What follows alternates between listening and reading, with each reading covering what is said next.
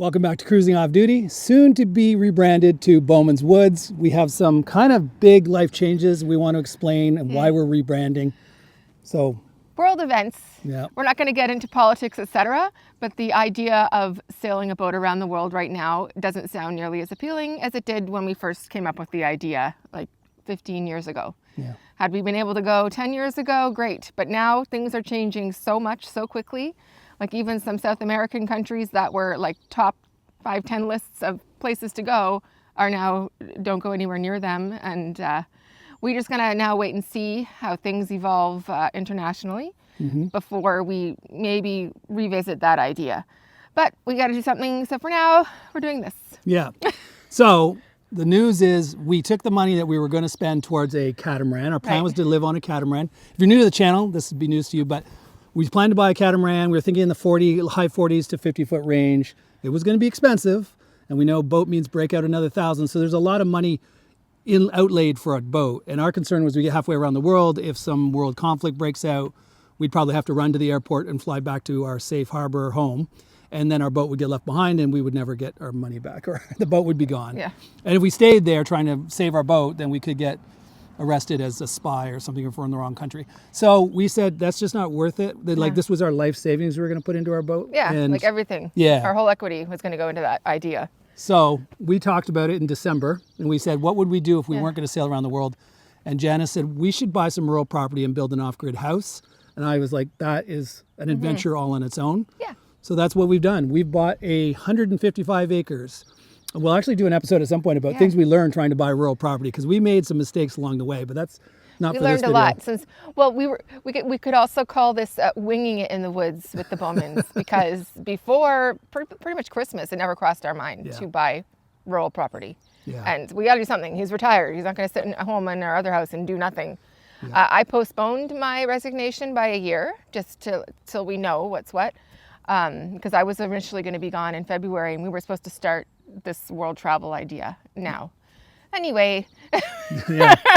Spur of the moment, we decided to switch 180 degrees the other way. Instead of going boat life, we're going to go land life with rural property. So we bought 155 acres. Most of it is heritage forest at the back, where it's all hardwoods and beautiful. The front where we're filming right now is kind of reclaimed farmland, so it's a bit scrub brushy. You can see in the background we have a trailer that we are living in occasionally when we need to stay here overnight to do some work.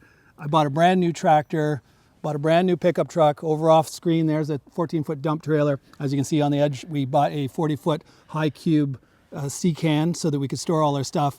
We've been doing a lot. Oh, and behind you, which I'll pan around and show you all this stuff, we just put in a gravel driveway. So we are moving quick. Yep, doing stuff. Yeah. Can't sit still. So this episode is kind of like a preamble to tell you what the changes are. Yeah. And then the episodes after this will go back in time a bit to when we first got the tractor and we first put in the driveway and a bunch of other things, because I filmed those earlier before she's still working and I'm here.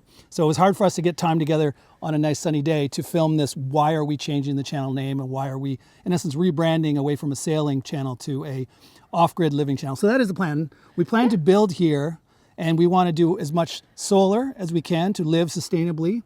And we want to heat with an outdoor wood boiler. Yeah. So it's going to be from the firewood that we get from our own property. And so if SHTF ever happened and the whole power grid went down, we could still live with, hopefully with solar and heat from wood and whatnot. So we want to be able to be self-sustaining. Yeah. She wants to do a little bit of other stuff like chickens and gardening bees and gardening. Yeah, and we've met the farmers. Actually, we are surrounded by farm fields. So we're the only forest property and everybody else is a farm. So we've gone around, we've met a lot of people, or they've come over and said hi. And so we feel like we have good opportunities to barter for or at least learn stuff. Food that we don't have. If SHTF ever happened, we would be able to say, look, we'll give you firewood if you give us a sheep or you give us some chicken. Yeah, so barter system might be very valuable in the future. We'll see. Yeah. How things go. But yeah, so instead of watching sailing channels all the time on YouTube, we're now watching, homesteaders, and my new favorite one is the Self-Sufficient Me in Australia. So just a small thing. We don't want a big farm with a lot of stuff, just like enough for ourselves. Yeah. Homesteading. Yeah. Yeah. So that's the plan. see how it So goes. we talked about it, and the only thing that, obviously I don't want to keep calling it cruising off duty because we're not cruising, although we do own our sailboat still. We'll still keep that one we already have. Yeah. And we're not going to launch it this year because of this. We have too much going on. Next year, we'll still use that to like maybe go down the Murray Canal or Yeah. et cetera. We'll see. Have a little vacation time on the water. Yeah. And instead of being based out of Kingston, which is where we were before, this property is right outside of Brockville. So we're going to move our boat to the Brockville Marina most likely, assuming Yeah. we can get in. There is a bit of a waiting list. And we'll put our boat there next year. So in case you're watching from a sailor's perspective and you're disappointed we're never sailing, we are going to sail, but it's going to be a part-time summer vacation thing. We may not even make episodes We about probably it. won't, no. Because that was problem with the channel anyway, is it was getting a little stale, us leaving Kingston and going to the same spots again and again. We did this channel when we were on the Ottawa River. Everything was new to us. Then we came to the St. Lawrence. Then we went to out in Lake Ontario. Everything was new. And then in the last couple of seasons, it's been like, we're doing the same thing again and again. And I lost interest in making episodes and the viewership went down. So it's probably just for the best that we're starting something new that we're excited about. Yeah. And I can make episodes about, not feel like, oh, I did an episode like this 6 months homework. ago. Yeah. Because really, he was working full time and now he's retired. The YouTube was a hobby. It wasn't because we needed that income. Yeah. So if it isn't fun to do, then there is no reason why he should be forced to do it. So Yeah. And when we're on our sailboat, it is our Yeah. vacation. When we're both working, we go to the boat on our vacation, or if it's a long weekend, we go to our boat. It felt like work to say, well, let's get out the cameras Yeah. and let's film it because we have to make an episode, and it felt like work. And sometimes you just want to, on your vacation or your 3 days off or whatever, you just want to relax, Yeah. have a rum, sit back, do nothing, and not be thinking, oh, what should I be filming? So this will be fun because everything's new. yeah. As you can probably see, I've flail mowed some open areas in the scrub brush, and then I'll make lots of episodes of breaking trails through the forest. I also am getting Easton made splitter delivered on the 1st, which is Wednesday of next week, and a conveyor, and I'm going to be stacking firewood in a corral system. So that'll be future episodes as well. So it's going to be kind of a firewood slanted business channel. Also, I'm still, as you can see in the background, I'm still doing solar panels and solar generators, and I still have those companies reaching out to me to say, do you want one of our new ones to review? And I'm like, sure, because I can use it here on the homestead since I'm not connected to any city power. So it is useful on this channel. So it kind of dovetails nicely with the channel already. So Boating is off-grid. This will be mostly off-grid. yeah, they are similar. Living on a boat, Similar sailboat lifestyle, is etc. definitely off-grid. You use But, solar and all yeah. that. Yeah, same idea, just on land. So there we go. Thought I'd give you the update. This is going to be the first episode of the new channel called Bowmans-woods. And then from this on, we'll probably go back in time and revisit some things that we've already done up to now. So, all right. Have a great day. Bye. Bye. Okay, just as a sneak peek of some of the things we're going to be talking about that have been covered in previous recordings but haven't been published on the channel yet. So this is the tractor I bought, brand new. Doesn't look new anymore because I've been flail mowing the crap out of this property. It's a TYM T574 with a cab. So it has heat and air conditioning. And the thing I'm going to love is in the summer, early summer right now, the bugs are starting to get pretty bad, as you probably saw on the camera. And when you're in there, out of the bugs with air conditioning and all that. So of course it comes with a front end loader.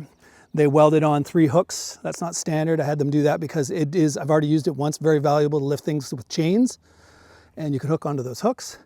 This is the one attachment I've been using like crazy. Probably this and the pallet forks and the front end loader. It's all I've used so far of the things.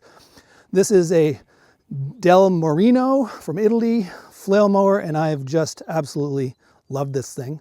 I have hydraulics on the back to angle it up and down automatically from inside the cab. I should also mention I have third function hydraulics on the front as well because I do have a grapple. And when you have a grapple, it's like a hand. You need not only tilt and up and down, you need open and shut grapple hand. So that was probably the first thing I don't know if it's the first thing I ordered, but it's one of the biggest purchases of things I've ordered. To get around the property, I bought this used CF Moto 800. Nice thing is it's got a little dump trailer in the back that you can put firewood or whatever. It's not nearly big enough, but it gets the job done for little jobs. I'm probably going to get myself an ATV dump trailer. So there we go, that's that. Oh, and the truck. So now we bought this truck, it's all jacked up. Had a lift kit put in. It's a Dodge Ram Sport with a lift kit. I bought it used, and it only had 40,000 kilometers on it though, so lightly used. We bought it for the other property. We put an offer in on another property. This should probably be an episode all on its own, what we learned trying to buy rural property. The one we bought before, we thought we were buying before, had 1.6 kilometers of really rough trail to get to the property on a thing called Radley Lane. We were told that that was a township road and that we had access and we could build, but then when we talked to the township, they said, no, you don't have road access because Radley Lane is a private drive. So the sellers and the selling agent kind of lied to us. So we got out of that, but unfortunately we'd already bought this truck all jacked up to get down these muddy, you know, terrible roads. And now the property we're on now is literally like right on a paved road. So yeah, we don't really need the super jacked up truck, but unfortunately we'd already bought it by then. So here's the attachments that we got with the tractor, all brand new. In case you're wondering why I'm buying brand new, because I'm not a mechanic. I didn't want to buy somebody else's used tractor that's like a 10 or 15-year-old tractor, because if it breaks, I don't know how to fix it. So over time with a brand new tractor, things will break, but I might learn how to fix minor things and network with people who know how to fix bigger things, or take it to the dealership to get it fixed. This is a Wallenstein skidding winch. So what this is you put it on the back of your tractor. When you drop it down, that blade digs into the ground. And then I have 11,000 pound winch that can pull logs from deep in the forest to a trail where you can then cut it up into rounds and then bring it with your dump trailer to your splitter to split. This is to smooth out gravel roads or trails. Again, we bought this one. We thought we were going to be on a 1.6 kilometer backwoods road. I was going to smooth it because it was full of potholes. So I bought this, and now it's a little less important that we have this, but still, we do have a gravel driveway, so I can always smooth it myself. I've used this. This is my grapple. Unfortunately, when I put it down, it toppled on its side. So now the quick attach is facing down. So I'll have to lift it with the pallet forks to get it right back up. That's my grapple. This is just a snow plow for the ATV that came with the ATV. And this is my pallet forks. So there you go. That's what came sort of with the tractor slash ATV, and that'll get me through everything. Oh yeah, then we bought the Grand Design Imagine 26-foot actual trailer with the tongue. I think it's like 31 feet. We love this thing, bought it used, but my God, everything works perfectly. In fact, that TV antenna on top, like old school TV antenna, gets amazing range. I'm just amazed. I'm getting stuff from the United States that I never have gotten with normal rabbit ears before, so I don't know what that magic TV antenna does. There is a really nice awning that comes out. Unfortunately, if it gets windy at all, the awning just turns into a big sail and starts flapping around. And it seems like lately it's just been, it's calm, calm, calm, and then all of a sudden windy, windy, windy. So I feel like when we're not around to watch it, we just keep the awning in. But it is, this trailer's in damn near perfect shape. And then my usual, you know me, I love my solar panels. So I have more than these that are out right now. I've got a bunch of folding solar panels, you know, ones I've done reviews on. I've never bought, no, I did buy one. My very first folding solar panel I bought, but then I've got about, I don't know, 7 or 8 now that I've been given to test. This, actually I did buy these ones. These are EcoFlow, I think they're 195 watt glass panels. So glass is the kind of panel you want when you're gonna leave it out 24/7. You don't care if it rains, snows, whatever, just leave it out. The folding ones are kind of only good for if you think it's not going to rain cats and dogs. I mean, you can take a light rain, but you wouldn't want to leave it out here in a torrential downpour. And then back behind the trailer, you know, as these trailers come with, they have these little, they make more interior space by having these pop-outs. Keep the jerry cans underneath out of the sun. I turn this off for now. I do have solar charging my solar generator, which is in here. But last night was raining and we didn't get much solar, so we're a little low, so I could fire up this gas generator and top it up if the solar's not doing it fast enough. So this is the AC200L. I've also got the 200 Max at home that I could bring when I have more things to use it on. And the expansion B230 battery. I also have 24 volt, 200 amp hour battery, massive battery bank. So when this thing's full, when the solar says it's full, which is really down at 37%, so I need to put the Yamaha back on. But when this thing gets full, instead of having the solar panel shut off, I dump the extra power into the 24 volt battery. And then at night, when there is no solar, I reverse the process and have the power from the battery going into the solar generator. And the solar generator treats it as if it's got solar power coming in. This is just another couple of Renogy 200 watt panels back here. That's the only reason it's here is I didn't have a long enough extension to put it all the way at the front with the other ones. I will just get a longer cord and put it at the front. Because back here, as you can see, you sometimes get shadows from the trailer. got some pressure treated lumber there because I wanted to build a structure to put these panels like off the ground, leaning at a a set angle. Just something simple for now, but I haven't done that yet. In case you're wondering what all these boxes are, we still haven't unpacked everything. There's some Adirondack chairs. There's 3 more like this red one here that we still have to assemble. They're not as easy as you think they are. Sometimes you have to scratch your head why they make it the way it is. When they put it together, they make it complicated. So there you go. Oh yeah, and the last thing that we bought and just got delivered yesterday is this 40-foot high cube. It's considered, quote, new. They say new, but it's a one trip. So you have one trip from China to here. It's got a few dings, and that's to be expected, because when these guys with the cranes yank them off the ships, they're not exactly gentle with them. So they sometimes scrape against the sea can beside it. But I've been inside, and it's absolutely immaculate on the inside. So that's, that's all you really want. So it's watertight. It's very well sealed. I'll just give you a quick tour. There we go. I have my DeWalt area light in here if I wanted to go in, but I don't know how well this camera's going to pick it up, but that's it. Like you can see, pristine shape. Floors are nice too. So just got this yesterday, so we'll have to start loading the stuff that's in the living trailer in here because it is cluttered in the living trailer. And then this was just finished 2 days ago. So we're moving. Like, we've only owned this property for 2 weeks. We've done all this in 2 weeks. So gravel driveway. It's pretty chunky right now. You might be thinking, that's not a very smooth driveway. Well, this is the base. It's 2-inch stone, and up by the road, because it's the highest density traffic area, they put some 3-inch down and then put 2-inch on top of it. And then I forget what the name of the one that's on top you'll eventually put that makes it smooth like cement. They'll do that later, but they suggested I let this sit for months. And there's the 5/8. There's some of the smoother stuff that they gave me just to be able to make a ramp to get in and out of the trailer or out of the sea can. So the plan is the tractor should fit in this side. And as you saw, there's doors on both sides. So on that side down there, I'll back in my ATV. So we'll have 2 garages for our vehicles, which should leave a fair bit of space in the middle here. That will be quite the echo in here. That will be like a workshop. So I'll have to string up some solar panels and some 12-volt lights in here so that I can just have a light switch at each end. If I need to come in here, I just click the light switch and voila, we have light. So this is pretty exciting. It's nice to have all this copious amounts of space to store your stuff and get your more valuable pieces of equipment out of the sun and the rain so it doesn't, prematurely age.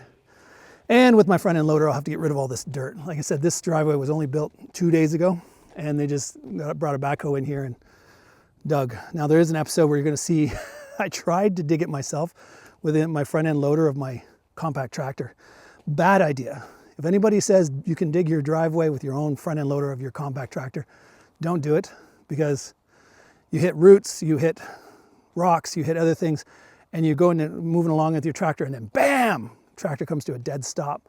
It's really hard on your front end loader, your hydraulics, you're bound to break something. So when I started having these problems where I just kept, there's a rock right there.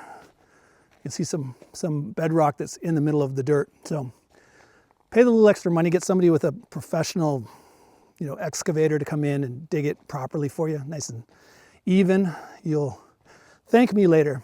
Oh, and the only other thing I haven't shown you, I walked right by it a couple of times.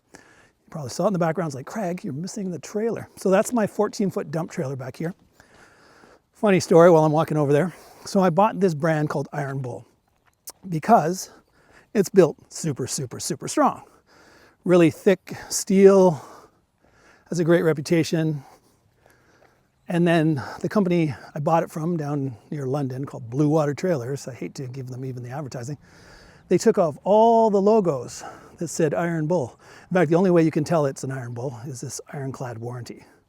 But when I picked it up, I'm like, where's the Iron Bull the logos? Oh, we took it off to put their own advertising on it, which really kind of pissed me off because I'm like, well, it's like buying a BMW and getting to pick it up and find out they took all the BMW symbols off your car and put just nothing but the dealership logos everywhere. So I said, send me some Iron Bull logos. I did not agree to have your advertising put all over it. And when they do, I'll get a heat gun out and I'll strip off this advertising and put the Iron Bull back on because you pay a premium for this trailer, and you know, you want to take advantage of knowing that if you have to resell it, that people know what it is. Oh, I need 2 hands to open that. Inside there is a battery, 12-volt battery, hydraulic pumps, hydraulic reservoir, and when you press the button inside there, this lifts up. Again, it's a 14-foot by, I believe, 7-foot wide, going from memory. It's definitely 14 feet long. It's one solid piece of steel. There's no welding in the middle like most of them have. It's also thicker steel than a standard dump trailer. The only thing I would have maybe considered going for instead of this is a completely galvanized trailer so you don't get any rust. This, of course, over time will rust, but you know, little spot sanding, a little black trim clad, and you should be able to keep it looking pretty nice. It's just going to take a little bit of TLC from time to time. And of course, under here is where the ramps would be stored, so you can drive your tractor and or ATV or any kind of equipment like that into this. If you need to go take it to the dealership to get serviced, this is the way I will move my stuff around. And when I do the firewood business, selling firewood on the side, this is what I'll deliver the firewood into the customers. So there we go. I think that is everything. And when I said firewood too about corrals, in case you don't know what it means, I will build a floor and then walls out of pallets. If you've ever watched Chris from In the Woodyard, he's doing it that way, and I learned from watching these channels. I said that is smart. So you don't need to stack your firewood to let it dry. I'm going to have to mow more of this thicket stuff to give myself a bigger working area. But what I'll do is I'll create a pallet corral, and then I'll use my conveyor to split it, and the conveyor will then spit it out on top of a big dome of firewood. And because it's loosely thrown on each other, there's lots of air gaps to let it dry properly. And Chris has proven beyond a shadow of a doubt that you don't need to stack your wood. That's just wasting time to stack your wood. The only time you would stack your wood is if somebody's coming to pick it up and you want to prove to them that they're getting the, you know, half cord or phase cord or full cord. So that, in that case, you might stack it just so when they come to pick it up, they see that they're getting the right amount. But what you should do is stack it like a measuring cup, stack it to prove what it is, then put it in your dump trailer, and then get some like white Sharpie markers on the sides and say, look, if I fill to this point, then that's 1 phase cord. If I fill to the next point, then that's 2 phase cords. If I fill to the next point, that's a full cord, bush cord. And that's the easier way, because then you can just hand bomb it into your trailer and you don't really have to think about how much did I just put in my trailer. You'll kind of know based on how full your trailer gets. So that's the plan, to save some time, some labor. I'm a big believer, Chris has proven to me, the less times you touch your wood, the better, because that's labor hours, and time is worth money, right? If you can do something in 50 hours that somebody else who's stacking and then throwing it in their trailer and then doing the same, they drop it off at the customer's house from a dump trailer, they don't see that it was stacked. The only time they would see that it's stacked is if they come to pick it up at your yard. So there you go. So yeah, I think that's it. So there you go. So put in the comments if you have any questions, comments about what we're doing. I'm always up for constructive criticism. So if you see either, obviously this one, I didn't really do much in this one, so there's probably not a lot of constructive criticism yet. But when I am doing things, if you see I'm doing something in a way you think is less than optimal, by all means, put it in the comments. I also want to start something new. When I get a really informative question, comment, and I think it's something that should be shared with everybody, I do read all my comments. I don't always have time to respond to every single comment, but if somebody sends something in really intuitive or helpful or a good question, I will share it with everybody at the end of the episodes. So at the end of the episodes, it'll be like, let's go to the mailbag, and I'll read a couple, 2, 3, whatever number of comments that have come from most recent episodes. So yeah, just to show you I'm actually reading them, and the good comments that make me really either think or give me good advice, I'll share with the group. So there you go, a little win-win for all of us. So that's it. It's a little breezy. Hopefully it wasn't on the microphone too much. So if you like this episode or you like where we're going with this channel, let me know in the comments. Give it a thumbs up so the algorithm sends this out to more people. And until next time, I was going to say safe cruising. Got to get a new tagline at the end. Just for now, just stay safe. How's that? Talk to you later. Well, I hope you're looking forward to the future episodes on all new stuff. I've never owned a tractor before, and you can see me sitting in the tractor talking to myself like a crazy person. No, there's a camera in there, of course. That's for a future episode, and you'll hear what I have to say. But I'll just give you a little Cole's notes of what's going on here. I bought a new gas generator because my other gas generator died. And I went to Costco, and they only sell one generator, and it's a big mamma jamma, huge thing. I thought, yeah, I could use that. I didn't realize till I got here, it's so big, and I'm here at the property alone almost all the time, except for the odd weekend. Well, almost every weekend Janice comes. But I couldn't get this out of my truck, so I used the tractor. I've never owned a tractor before, but it's amazing how many times you can find a reason to use a tractor. And I hooked a strap onto the hook of the front end loader, and I thought, is this going to work, or am I going to smash this generator on the ground? You never know till you try. Oh, very precarious. Anyways, this is a future episode. We'll cover it there. You can probably see it. It's gonna survive. Although I noticed right here why I'm hanging it way in the air for so long, and just sitting there looking at it. I'm so busy, I guess, talking to the camera. I don't know what I'm doing. But eventually I do put it on the ground, and it does survive. And that's for a future episode. I just want to let you know we will have a new email address for you to ask long-form questions. It's going to be Bowmans-woods@gmail.com. I will still keep the other cruising off duty email going because I know some people only know how to get a hold of me there. Well, I'll keep two. But for those who are just joining this channel for the Bowmans-woods side of things, you can get a hold of me for long-form comments or questions at Bowmans-woods@gmail.com. So you have a great day, and hopefully you're looking forward to the new content. I'll talk to you later. Ciao for now.